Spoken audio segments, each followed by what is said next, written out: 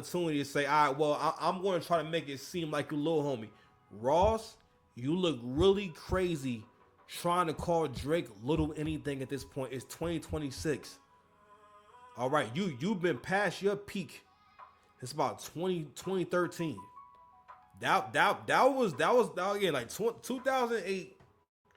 I'm gonna say 2006 because 2006 is when you started getting popped. I think I was coming out of high school, so I was like '05, so which is a long time. So we're gonna go from '05 to like 2012, 2013 is because like we're gonna basically go to basically when Maybach music is at the very height, and then eventually what happened with Ross was Ross wasn't really able to make different kinds of records and go other places musically, or at least make music that sounded way different.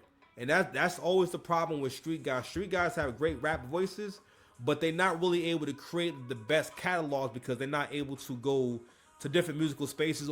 But the main thing is being able to make projects that don't sound the same and are still enjoyable, and also demonstrating your ability not just to put. A lot of people, right,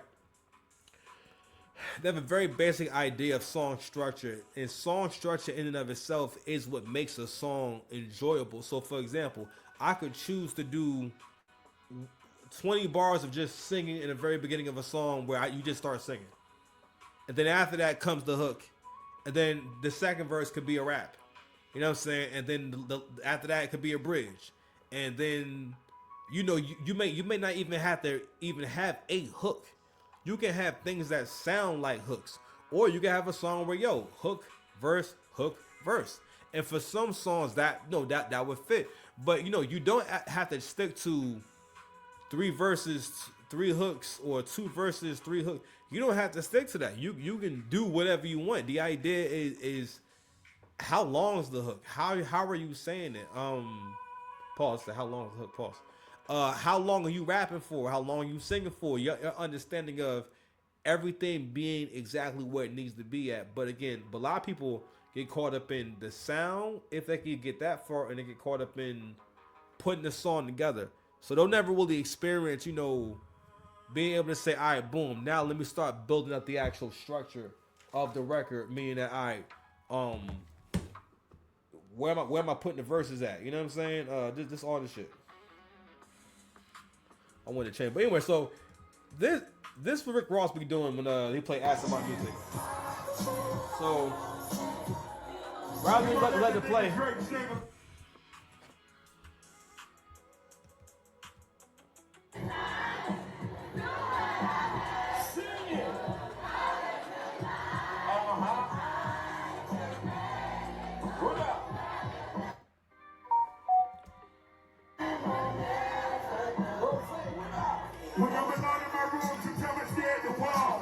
Fam,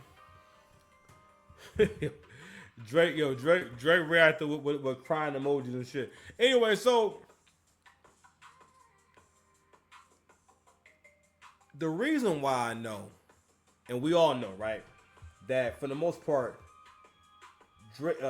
Ross has always resented this dude's success is because when you thought that it was not so much over for him, but basically there was going to be this time where the industry was going to put Drake on blackball mode, and no one was going to be like allowed to like interact or support it, because it really was like that. It was like, these are all people that you've been around, you have relationships with and stuff like that, and you literally didn't see anyone who was famous come to his defense as if it was told by the manager, listen, this is what's going on right now.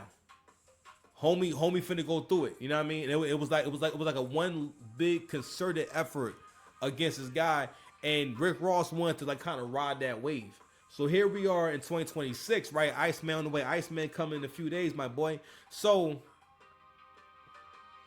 I heard academics point this out. The fact that it's looking like it's going to be an apology tour where everyone's going to kind of backtrack, and you really seen everyone give kind of half-ass apologies, or half-ass, hey, it's all good. I love your music and everything. Iceman on the way. You know what I mean? Because what it is that we're back to reality. Now, don't get me wrong. I made this point in this other video that I made about Charlemagne. well, more so mention Charlemagne and mention the point that narratives matter. If someone got a platform, it's the reason why there's censorship and regulations when it comes to what goes on the radio and on TV and stuff like that, and why you couldn't show a certain amount of skin, you can't show a penis on TV. There's so many different things that that are censored and controlled and regulated for a reason. All right, the powers that be understand that, right? It's the reason why certain people are able to break through and get to that next level. The powers that be understand all of that, right? Messaging matters, platform matters, you being able to be heard by a lot of people at one time matters. So someone like Charlemagne making it popular, making mainstream, and kind of getting planting the idea in the minds of people of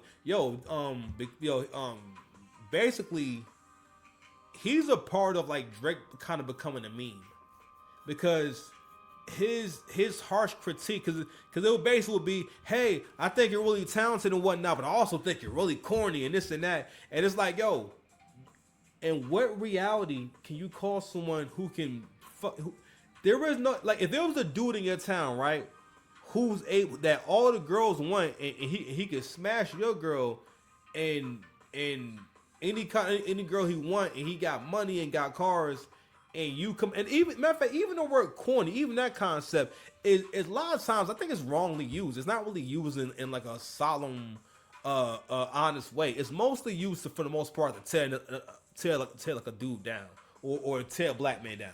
That's mostly what the word corny is used for, right? Because you gotta think about what that means. Like you can't call someone corny when they're more popping than you. That makes no sense. That's the same as me being 145 pounds, looking at a power lifter and saying, hey, nigga, you ain't that strong. Like, I mean, like, nigga, like, no, I don't think you're strong. There are guys out there who lift logs and trees and whatnot. Have you ever heard of Hercules?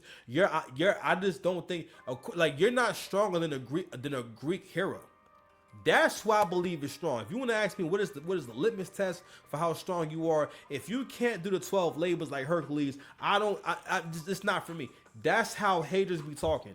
What they basically, again, it's like this world building shit where they build a world around you.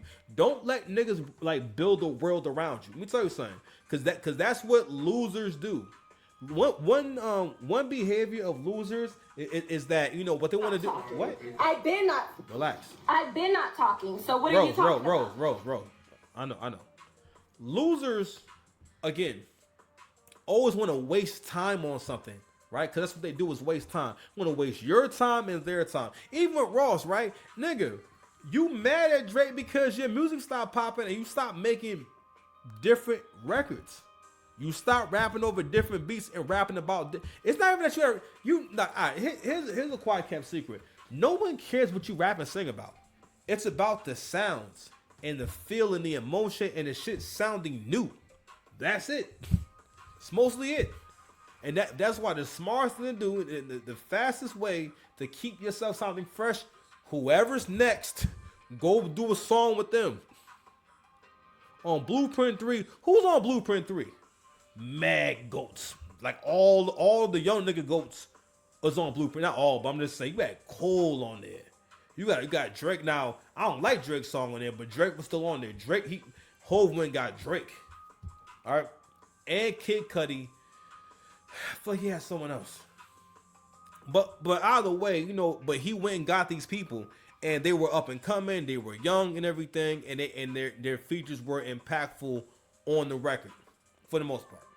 Right, and that's the blueprint for how Hov was able to have all these eras where, like, again, and the way that I heard the phrase by academics was really, I think it was really cool. It was like,